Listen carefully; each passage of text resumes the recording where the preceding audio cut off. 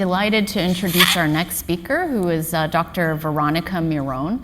Dr. Miron recently joined our center in Toronto as the inaugural holder of the John David Eaton Chair in MS Research, and she is also Professor of Immunology at the University of Toronto. Prior to joining our center, Dr. Miron spent over a decade at the University of Edinburgh. And since we are in the UK, I should reassure you that this is not an example of a one-way Canada UK to Canada brain drain. Dr. Miron is Canadian and actually started her career in Canada, and we were able to lure her back across the pond. Dr. Miron's lab focuses on understanding the role of microglia in MS pathogenesis, and specifically on harnessing the regenerative properties of the immune systems to support myelin health, identifying novel therapeutic strategies for neurological disorders such as MS. Today, Dr. Miron will be speaking to us on glial interactions driving remyelination in MS.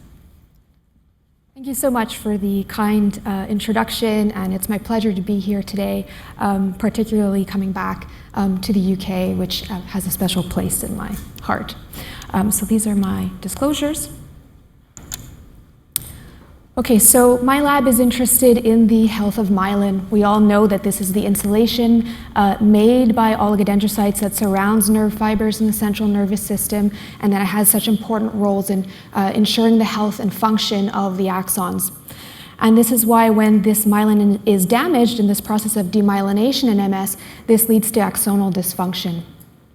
Fortunately, we know that myelin can be regenerated in this process of remyelination, which predominantly is thought to occur by these new oligodendrocyte progenitor cells that have stem cell-like properties that can mature into these new oligodendrocytes to make new myelin. And this is considered to be protective for the axons and also to restore their function.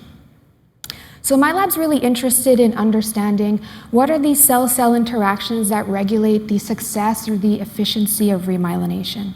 And the reason we're interested in this is that we know that, although we know that remyelination can occur in MS, particularly in early phases, we also know that the efficiency of remyelination decreases with aging and with MS progression.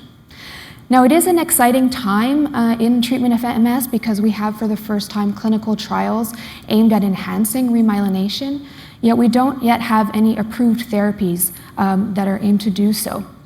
And part of that reflects our really incomplete understanding of the mechanisms that support remyelination and therefore the mechanisms that drive its failure with MS progression.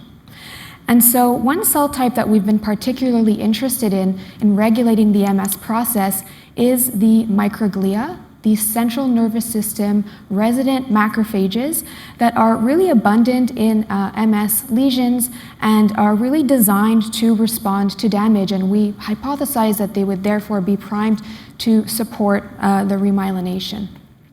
What we previously found was microglia are absolutely needed for remyelination to take place. And this is because they undergo this switch in their activation or function from this pro-inflammatory state that appears shortly after the myelin damage to this pro-regenerative state that then encourages these oligodendrocyte progenitor cells to mature into these new oligodendrocytes. So what I'm going to show you in the next couple of slides are a summary of some of our research finding out how these microglia actually drive remyelination to identify new therapeutic strategies.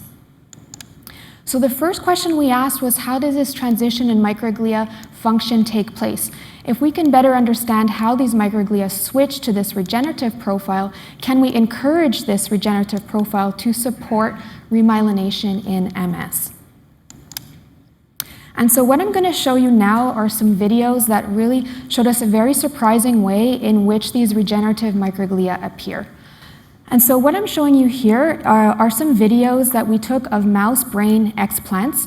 The reason we do this is that it's quite easy to do some live imaging on slices you take from a mouse brain and you grow them in a dish. And we're able to induce myelin damage using this myelin toxin LPC.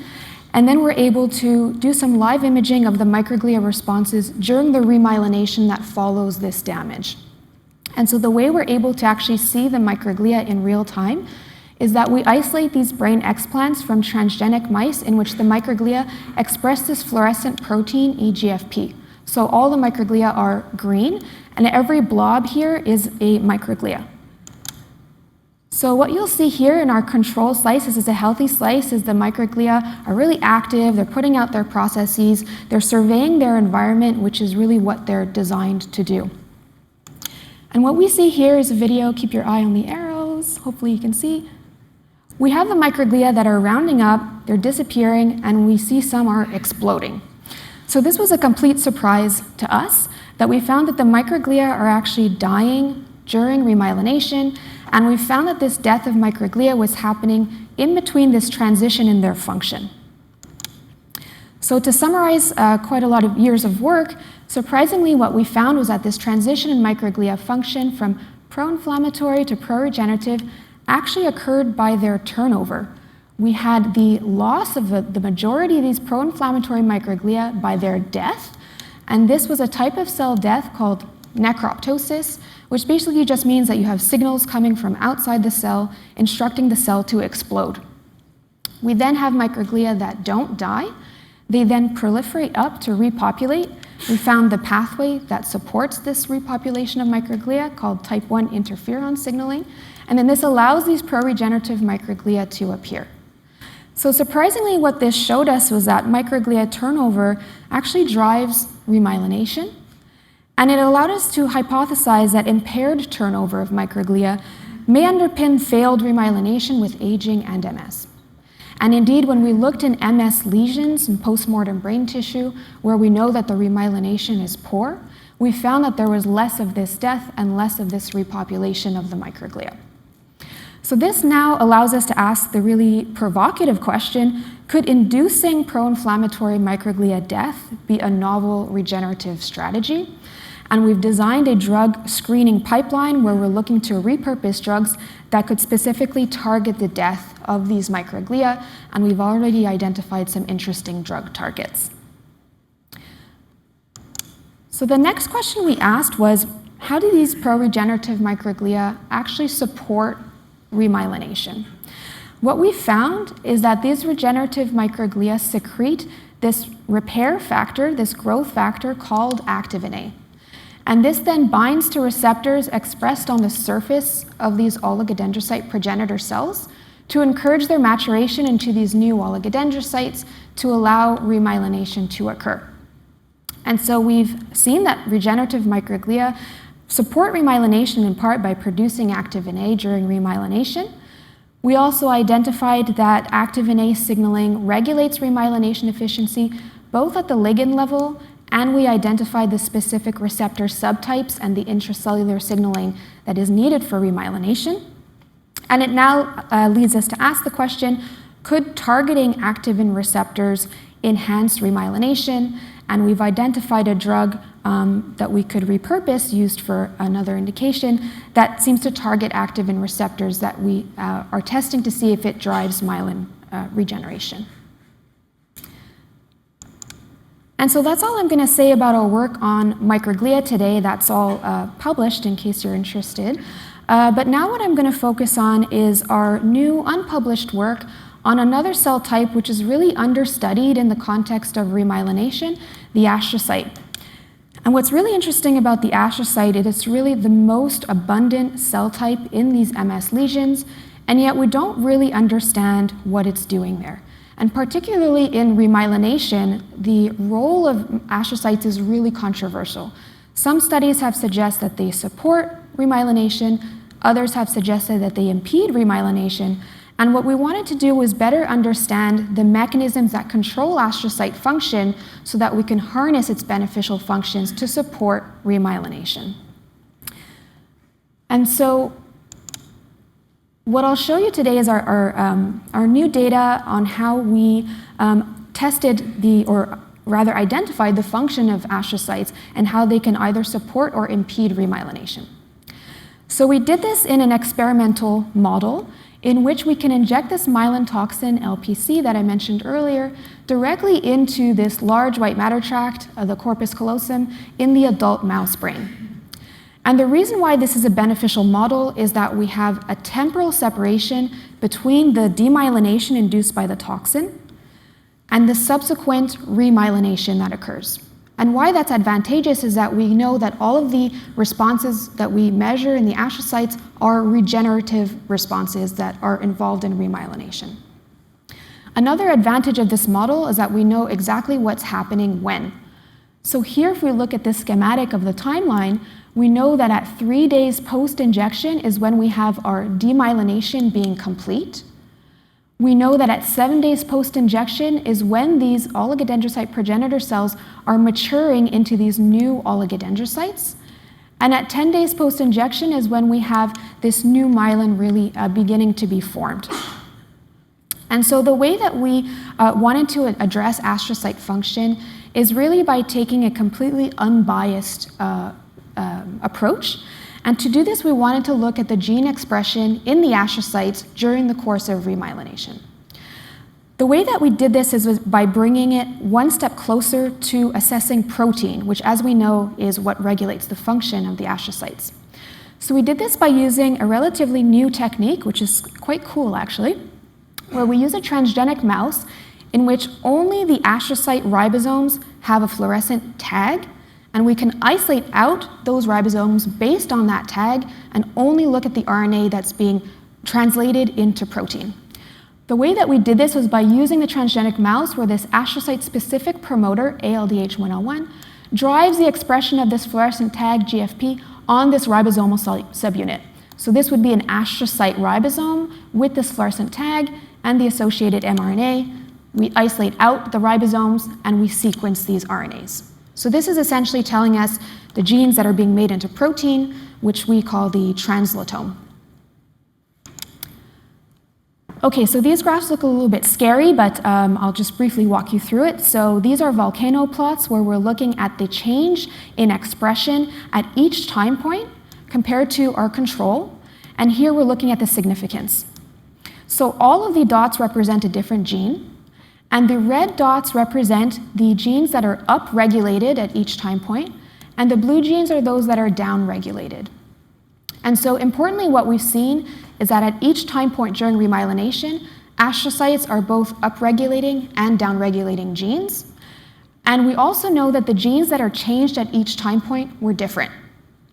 So this suggested to us that astrocyte function was likely changing during the course of remyelination. So the way that we then looked at these genes and to understand how they might relate to function was to perform something called pathway analysis, where we have software look at all of the genes that are changed and categorize them into known biological pathways. And so to summarize what we saw, early on after demyelination at 3 days, what we found was that the astrocytes had activation of this pathway called NRF2. Now, this is a pathway that has been previously thought to be primarily neuroprotective in astrocytes and generally is a response of astrocytes to demyelination. And it's also an antioxidant pathway. What we found, however, is that at 7 days post-injection, when these new oligodendrocytes are being formed, there was a switch in the pathway such that the NRF2 pathway went down and cholesterol-associated pathways went up. And so this on the right here is just the validation of those results, now at the protein level, where we stained our lesions for markers of those pathways. So we have 2 different types of control. We have a no lesion control, just a healthy mouse brain.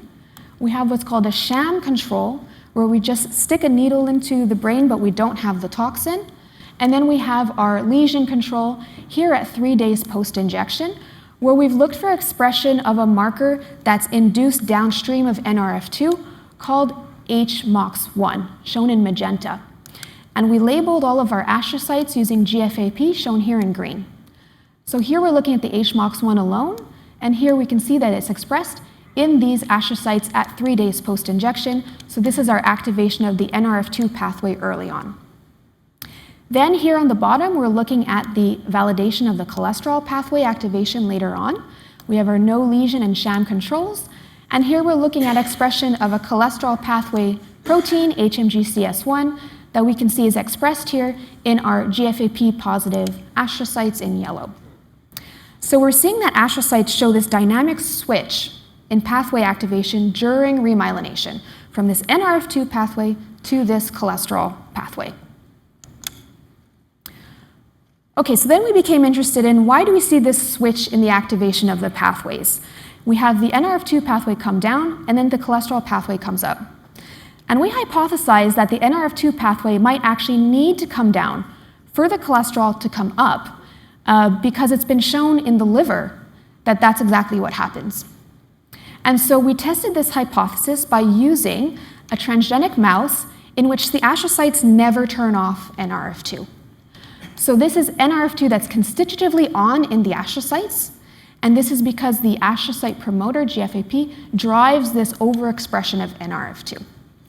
And as I'll show you throughout the talk, what we actually found is that this really looks like a model of chronic inactive MS lesions. So the first question we asked is whether this sustained activation of NRF2 in astrocytes does indeed block the cholesterol pathway. And so we looked in these mice.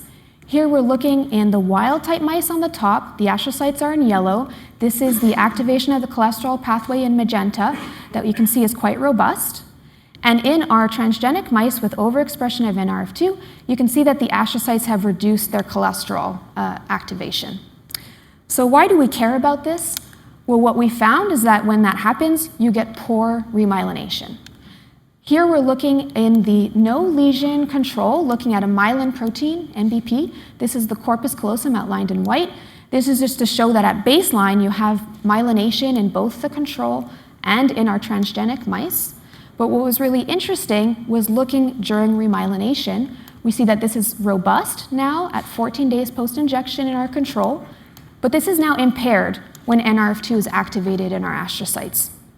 So this really showed us that NRF2 needs to be shut down for cholesterol to come up and for remyelination to occur.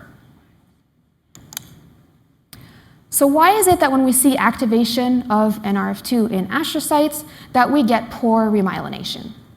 So what we did is look at the cells that make the myelin, the oligodendrocytes, in these mice, and we found that we had a reduction in oligodendrocytes. So here we measured those by looking at markers of oligodendrocytes, CC1 and OLIG2.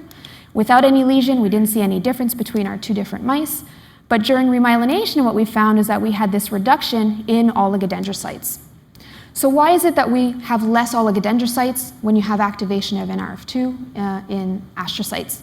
And we found this is because the oligodendrocytes die. So here we looked at oligodendrocytes that are expressing this death marker, cleaved caspase 3. Again, no difference when we don't have earlier on, 3 days post-injection. But when we looked before this loss of oligos, now at 7 days, you can see that we have this increase in oligodendrocyte death when we have activation of NRF2 in astrocytes. Okay, so why is it that if you have a activation of NRF2 in astrocytes and a decrease of the cholesterol pathway, that this then causes the oligodendrocytes to die? We became really interested in literature from early development when we know that astrocytes can release cholesterol to oligodendrocytes, and that's thought to regulate their survival. But it's never actually been shown that astrocytes can release cholesterol to oligodendrocytes. And so the way that we did this was by turning to a simplified in vitro model, where here we have the astrocytes that we've loaded with a fluorescent cholesterol. So we provide this in the culture media, the astrocytes will take this up, and then if we give them enough time, the astrocytes will actually export the cholesterol back out into the media in this astrocyte conditioned media. We can then apply this to oligodendrocytes, and if we can see this labeled cholesterol in the oligodendrocytes, it means that they've taken it up from the astrocytes. And so what we then asked is, if we activate the NRF2 pathway in astrocytes, how does it impact the ability of these oligodendrocytes to take up the cholesterol? So here we're looking at the oligodendrocytes in culture labeled for this marker, TPPP in magenta, and all of the nuclei from the oligos are labeled here with SOX10. So this is our control with no conditioning of the media, so you don't see any cholesterol uptake. Here what we can see is a little bit of cholesterol uptake shown here in yellow when we've activated NRF2 in the astrocytes using this small molecule CDDO. But what we found is that we could really boost the uptake of cholesterol from the astrocytes when we counteracted this activation of NRF2 by inhibiting NRF2 using this drug luteolin. And you can see that we have more cholesterol taken up by the oligos. We could also reverse it by stimulating cholesterol export in these NRF2 activated astrocytes using this small molecule, CS6253. And interestingly, what we found was that we had the most oligodendrocyte death in these low cholesterol uptake conditions with NRF2 activation, but we could rescue this when we either inhibited NRF2 or when we boost cholesterol export. So this is really showing the link between NRF2 activation in astrocytes, low cholesterol export to oligos, and their death. And what we found was then that this had a link to remyelination. We then suggested or proposed that if you had a decrease in cholesterol export from astrocytes, you would impede remyelination. We tested this using a small molecule inhibitor, PSC833, which blocks this cholesterol exporter, ABCA1. And we did this in our brain explants because this drug actually can't cross the blood-brain barrier.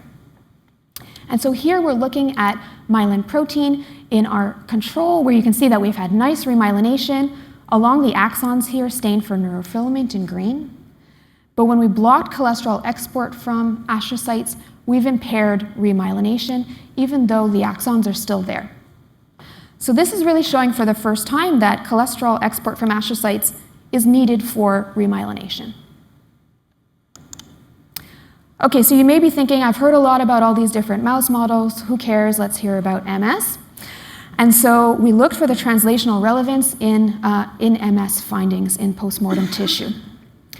We took advantage of existing single nuclei sequencing of all the cells within MS lesions from postmortem tissue that had already been published. And what we did was we went back to that data and we specifically looked at the astrocytes. So in this previous publication, Shermer et al. From David Rowich's group, they looked at different types of MS lesions, which we know actually have different potential for remyelination.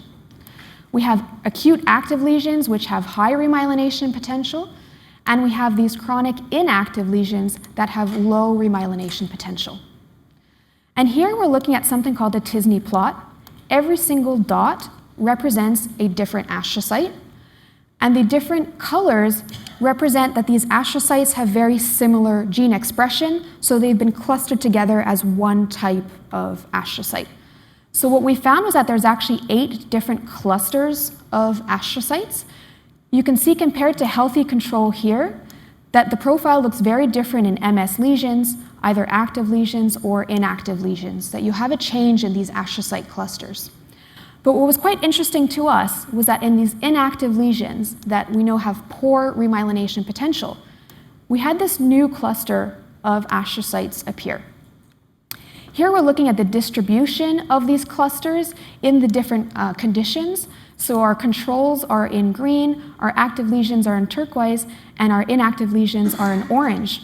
And what we found was that this cluster, cluster 1, was predominantly found in these inactive MS lesions. So what's exciting about this cluster 1? Well, we found that it has an increase in NRF2 genes, and these are shown here, compared to these other clusters. These astrocytes also have a decrease in cholesterol genes compared to these other clusters. So this is now starting to look quite similar to this GFAP NRF2 mouse that I showed you, where we have poor remyelination, high NRF2, and low cholesterol. We then validated this at the protein level by staining postmortem lesions for these markers of NRF2 and cholesterol pathway activation. So here we're looking at controls, active lesions, and inactive lesions. And the top here, we're looking at NRF2 expression in our GFAP positive astrocytes. And what we found is that in these inactive lesions, we had an increase in these NRF2 expressing astrocytes. And these lesions also had a decrease in cholesterol pathway activation, shown here with HMG-CS1, compared to control or active lesions. What's quite interesting is that these inactive lesions have recently been shown by Tanya Coleman to primarily have remyelination failure because of the death of oligodendrocytes. We confirmed that by staining, and indeed we found that we had more oligodendrocyte death and less oligodendrocytes in these inactive lesions. So this is now quite exciting. It's looking very similar to our GFAP NRF2 mice in these inactive MS lesions. So we've inadvertently actually created a model in which we can study remyelination failure in these progressive chronic inactive MS lesions. So what we've seen is that astrocytes undergo this dynamic change in their pathway activation and function during remyelination. We start with this NRF2 pathway activation that then switches to this cholesterol pathway activation, and we found that this is really needed to support the survival of these new oligodendrocytes that make the new myelin. So what we then asked is, can we find some therapeutic strategies to capitalize on these findings to rescue remyelination in this GFAP NRF2 model? So I'm going to show you quickly 2 rescue strategies that we used. The first is we wondered whether we could use these mice that have this overactivation of NRF2 in the astrocytes to really stimulate the cholesterol pathway in them to overcome this downregulation of the cholesterol pathway. The way that we did this was by using this small molecule, CS6253, that stimulates this cholesterol transporter ABCA1. What's interesting is that stimulation of this transporter using this small molecule doesn't just promote the export of cholesterol from the astrocytes, but actually activates the synthesis of cholesterol from the astrocytes as well. What we did was administer this drug in this mouse during the time when we know that the cholesterol would normally come up when remyelination occurs, but when it's downregulated in these mice, so from 7 to 14 days. And what we found was that this rescued the oligodendrocyte death and the remyelination.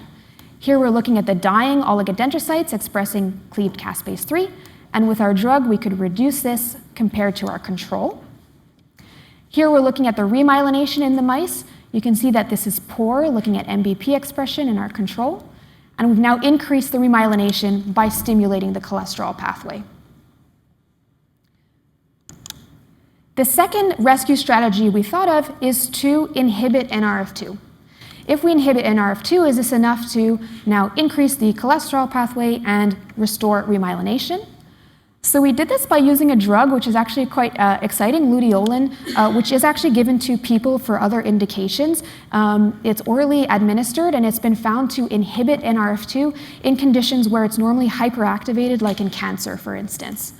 What we found was that this drug luteolin reduced NRF2 activation in astrocytes, and it also enhanced the cholesterol pathway. So what this did is reduce oligodendrocyte death. Again, here looking at dying oligodendrocytes. This is rescued with luteolin compared to our control. And here we're looking at remyelination. Although it's not projecting super well, what we found was that we could enhance MBP expression and remyelination with our drug compared to our control. So basically we found 2 potential therapeutic strategies to capitalize on our new findings that could enhance remyelination. Okay, so as a summary of what we found here with the astrocytes is that we have this change in their activation from NRF2 to cholesterol to support the survival of the oligos. And what we found was that this is really highlighting this new cell-cell interaction that we didn't appreciate was important for remyelination between the astrocytes and these mature oligodendrocytes. And it really highlights them now as key therapeutic targets for remyelination. So just bringing this all together now, these are the different cell-cell interactions and dynamic changes in their activation that we found are important for remyelination to take place, and where we've identified potential therapeutic strategies to intervene to drive remyelination. I've just gone through our targeting of NRF2 and cholesterol to support the survival of these oligodendrocytes. And as mentioned previously, we are looking for drugs that drive the death of microglia and can also boost the activin A activity to support these progenitor cells to mature into these new oligodendrocytes. So we're quite excited about these novel regenerative targets that could support remyelination. Okay, so I'd just like to thank the people who did the work. The astrocyte story was led by this amazing postdoc, Irene Molina Gonzalez. I'd like to thank our key collaborators in Edinburgh, Giles Hardingham, Anna Williams, and Siddharthan Chandran. We got the mice from Jeffrey Johnson. I should mention that we recapitulated all of our findings in another model of remyelination, the Cooper zone model, with Tanya Kuhlman. And I'd like to thank all of our funders and you for your attention, and I'm happy to take your questions.